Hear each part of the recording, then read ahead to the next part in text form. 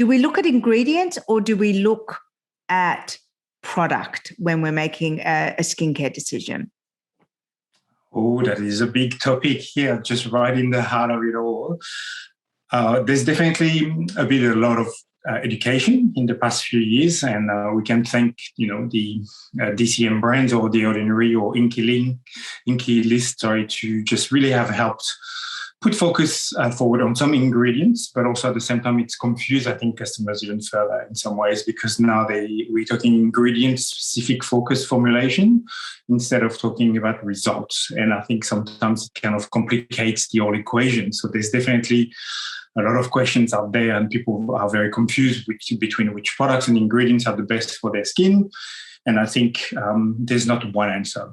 And obviously there's not one answer. There's a budget, obviously, that comes into the equation, but also there's the science behind it. I think ingredient-specific focus on the routine is important to understand what you are using in your skin. But for someone who's not willing, or not so much willing, but who just hasn't had the time to spend in terms of educating yourself and what are the myths, not only about the ingredients, but also are there some true tried and tested scientific basis from the claims. I think it's always best, to me, it would be to go with a trusted brand and go with your skin concerns and what you're trying to achieve rather than focusing on the single ingredients. I think it's a simpler way to start. What do you think, say in our 20s, what are the key concerns we want to treat? And so what would you suggest a good routine would be, and the key things to incorporate into your skincare in your 20s? Wow, that's definitely when you want to start, like prevention, we start aging, as soon as we hit the late teen years. So I think good prevention is always the key. So I would imagine getting into a good routine, simple routine, nothing complicated. I would definitely have a good cleanser suited to skin type. So, usually it would be like if you are young, something that is obviously helps with oil flow. So something that has some light AHAs or fruit acids to kind of help exfoliate the skin cells and clear the sebum. Obviously AHA and BHA, so BHA being salicylic acid. Usually it's very good to clear out deeply the pores. So a good cleanser that features those would definitely be my pick if you're not sensitive, obviously. But in the 20s, sunscreens would be definitely the one and only thing you would absolutely must use day in, day out. Can I ask you a question? Is it really that important how we cleanse? I mean, everyone says it, but does it really make a difference in terms of the quality of your skin? And should we be spending money on, we know we should be spending money on good ingredients, but should we be spending money on good cleansers? Wow. Okay. That's a good question. I would say that's where you want to save. There are some really good cleansers out there that would be in the budget-friendly area from some great brands out there.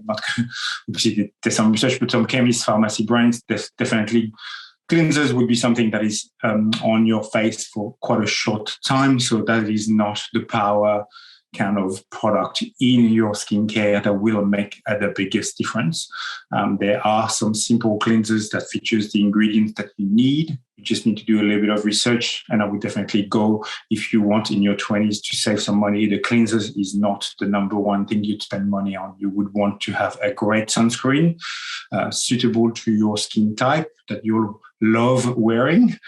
One of the most important things I always say is I've stole that actually from Lab Muffin, is your best sunscreen out there is the one you like to wear every day, right? So there's no right or wrong sunscreens. There's a lot of very complicated myth out there and scare tactics, but this ingredient is scary for you because it's going to poison you over time. But it's all about true research that should be backed, making those claims instead of listening to a brand that's trying to sell their product that obviously is not featuring it. So I think that's why customers get complicated. But for me, sunscreen in your 20s is your number one weapon against aging. It doesn't help you reverse aging, but certainly will help you age slower and ensure that you keep your skin integrity over time. So in your 30s, you're going into a more corrective phase of your skincare. What are some of the things that you would always advocate, adding in? So we've got good cleansing, we've got great sun protection, maybe one or two treatment products that we're using in our 20s. Where do we go to in our 30s, and what's happening to the skin in our 30s? Well, in your 30s, you will start seeing the environmental damage, obviously, of your skin is experiencing through, obviously, the natural process of aging. So you will start losing some your skin laxity or firmness, the lovely bounce that you have in your 20s. And also you will start seeing, especially in your mid-30s, that's when you start paying for all the years we've had in the sun before we knew better about sunscreen. But that's when you start seeing pigment going out of control. And you wake up, in your mid-30s with definitely a few more fine lines, and especially pigmentation start popping here and there. So early 30s, definitely, or even late 20s, I would start using some definitely a bit more powerful serums. So including the chemical exfoliants. So chemical exfoliants are your fruit acid, so AHAs, glycolic acid, mandelic acid. Those are all AHAs. And then there's an array of serums of any budget price, obviously, or more expensive complex formulation that will help to exfoliate and resurface your skin, increase the cell turnover. And I would absolutely, the number one ingredient you want to look for is a vitamin A product. So that's going to help. It's the wonder ingredients, and that's always say when people ask me, what would you use if you had to let go of everything? I just skip my vitamin A, but that obviously gets paired with an SPF. You cannot use a retinol or retinoid kind of product without using SPF daily. But that's the one that's your most research, most trustworthy product that will reverse aging. It's got so many proven researches behind it that you would definitely want to pick a retinol product. How many actives should we be using?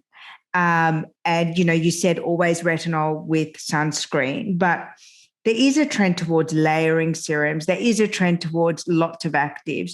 How many actives is two actives, and what actives should you never use together?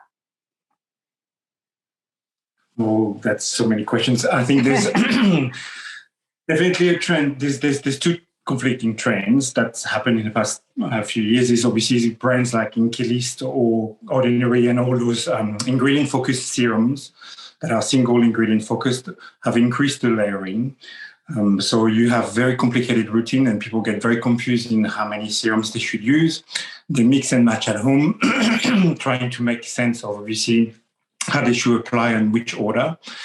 And the counterbalance, which is happening at the moment, it's the simplification of your routine, where people are, you end up using some of these brands, you end up using 6-8 serums because you just need so many of them to actually make up what you need for your skin or your skin concerns, that it gets so complicated and confusing. And also you get an overload of serums on top of each other, which at the end of the day doesn't help with penetration of the ingredients, right? So you layer too many serums with too many silicones or base that kind of end up piling on. Sometimes they start boiling.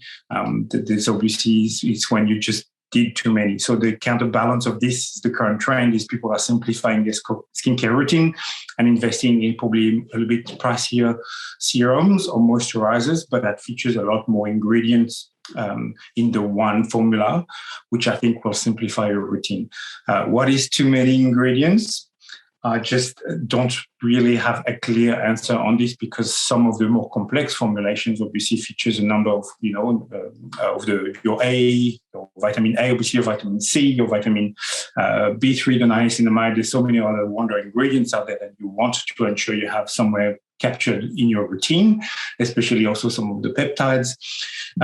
So that's kind of the things you want to look for in your serums. But I would say, as soon as you start applying more than 2 serums at night, and then your moisturizer, and then you have potentially an oil on top, that's where I would really stop adding ingredients. And your skin, you will feel it. I always say with active ingredients, you need to feel your skin too many is not better. I think we are, and I come from, a background of perfumeries, where my mom used to work in perfumeries. That's where my love in France. She used to manage perfumeries. So I used to be surrounded by creams, and I think there's a counterintuitive feeling out there is that a little bit of skincare or cream that feels good, I should put a lot more and I'll feel even better. The skincare science has increased so drastically since, my days with my mom in perfumeries, that the cosmeceutical science and the level of active that is allowed in skincare these days, or that people are willing to actually put out on the market, has really drastically changed the game. So, and people tend to think that, I really like this serum, exactly what you said about that overnight mask, one night stand, which is 15% glycolic. It gives you a good old tingle, and it's called overnight because if you get your skin used to it, you are able to use it overnight. And yes, it's addictive because it gives you that complete resurfacing. You wake up in the morning with just that complete perfect shine skin that you experience with high glycolic levels. But if you do that 2-3 days in a row, you will flake peel and you might be irritated or potentially react. So that's when introducing new actives in your skincare is the most important thing, is just to remember the slower the better. You will get the result. If you go too fast, you will react. Give your chance to your skin to adapt. Do every other day, every third day, especially if you do vitamin A you've never used, and then you gradually build up. And I think that's kind of a rule of thumb, is with any new active skincare, just go slower, because the counterintuitive thinking is really that we just think, because I love a little bit, I'm going to put a lot more. But this is no longer the case if you're using active skincare brands. What are the topical skincare breakthroughs that you can now also introduce at this kind of 10-year phase of your life where you can really start to see the aging process? So definitely, I'm very familiar working with doctors for many years, and I've experienced all the treatments that you should definitely. I think they work hand in hand. I think to talk about treatments, and especially injectable, there's a lot of people that you can see out there that have a lot of injectables, but they still look older, and then you kind of realize quickly working in skincare that's because they don't treat their skin. You cannot do one without the other.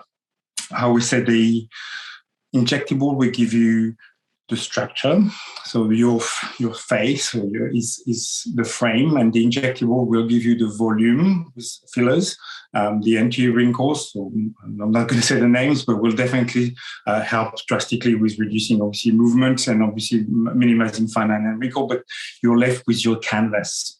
So you've taken care of your frame. The canvas is the skin.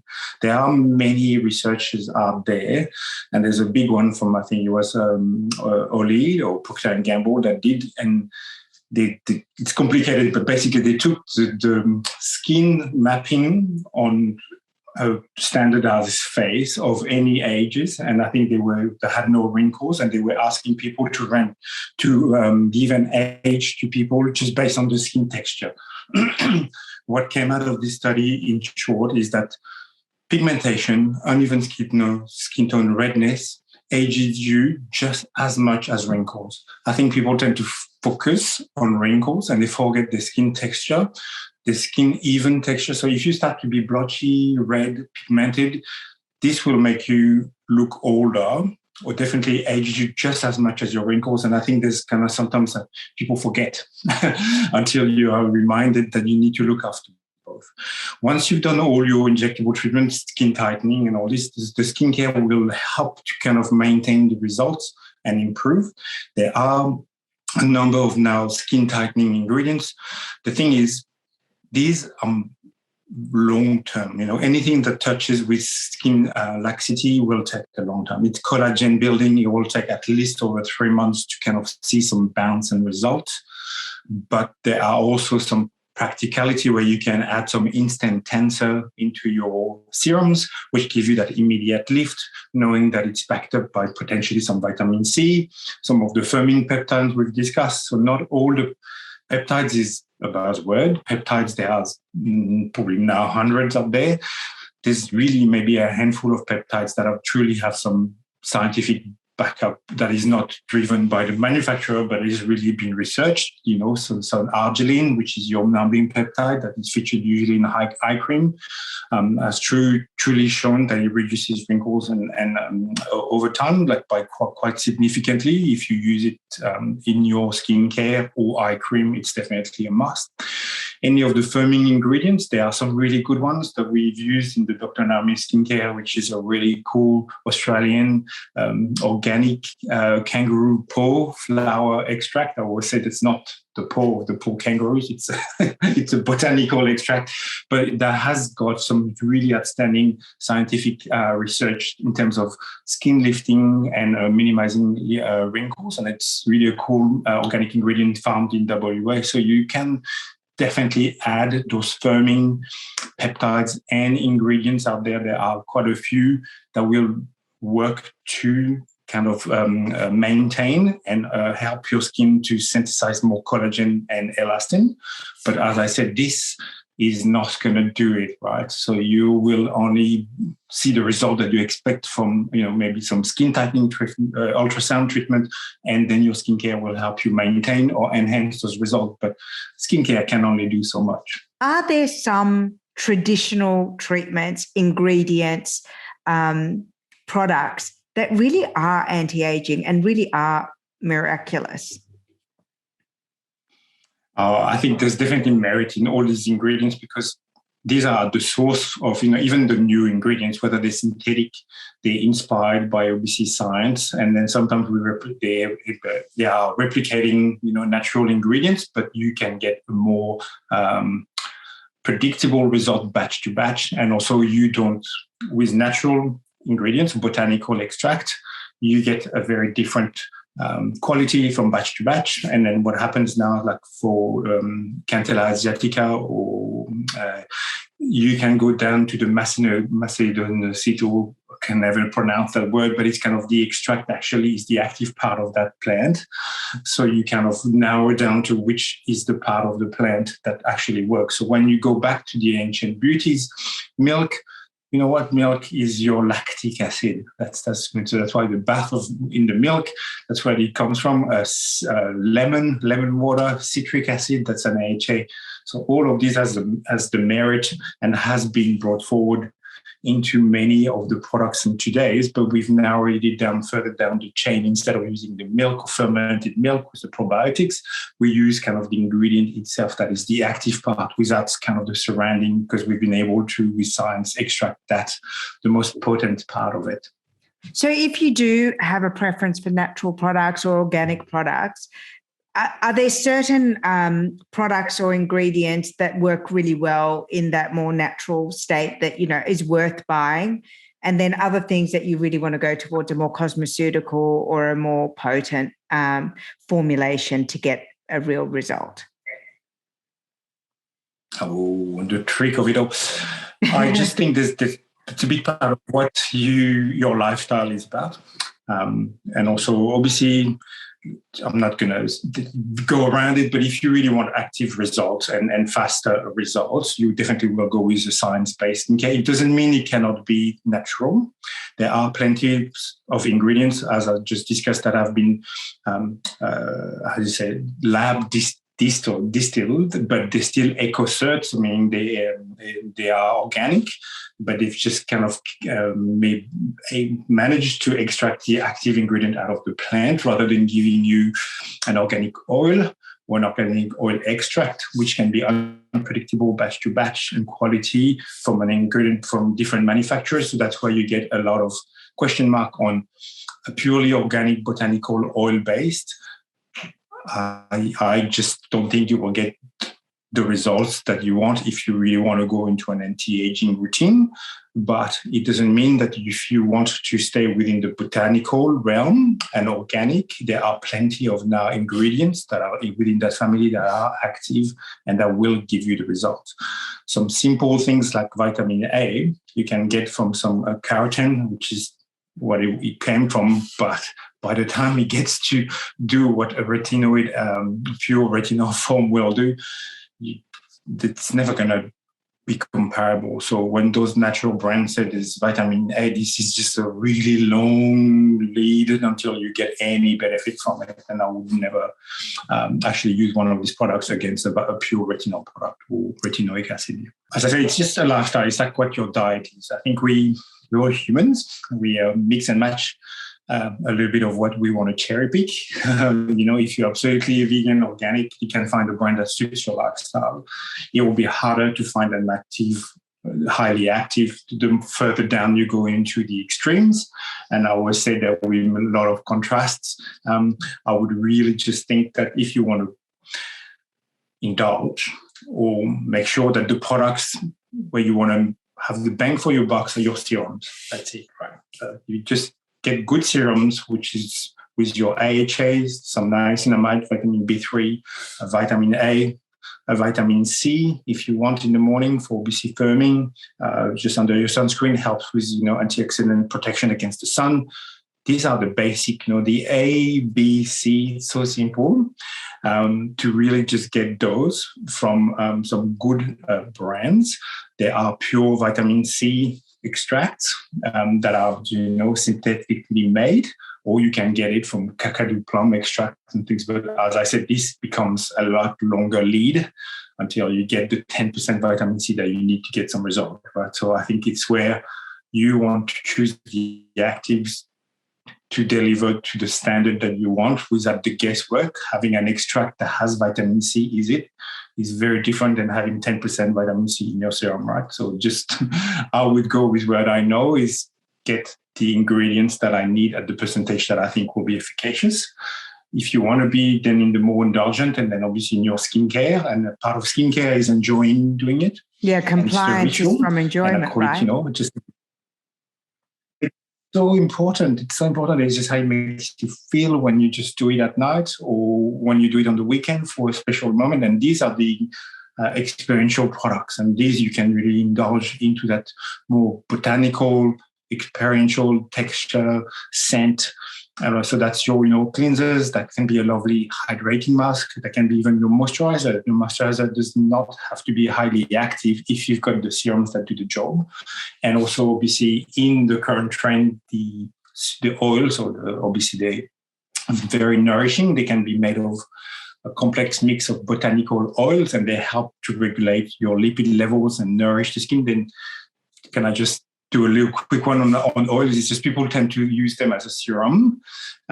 Yes. Meaning before your moisturizer, they need to be used on top because they are water-free, because they're oils. There's no water in the formula, and they're not moisturizing, right? So you cannot moisturize without water, and that's your moisturizer that does that. It's got a water-based formula.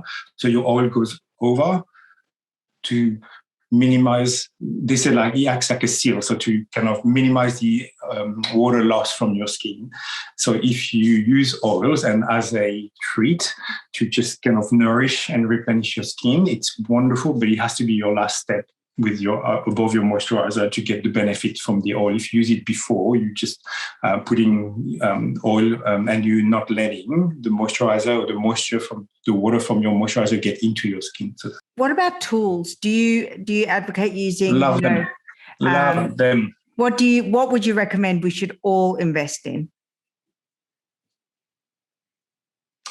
Oh, that I just think a good vibrating sonic device cleansing. There's plenty out there on the market. The sonic cleanser definitely boost your cleansing routine.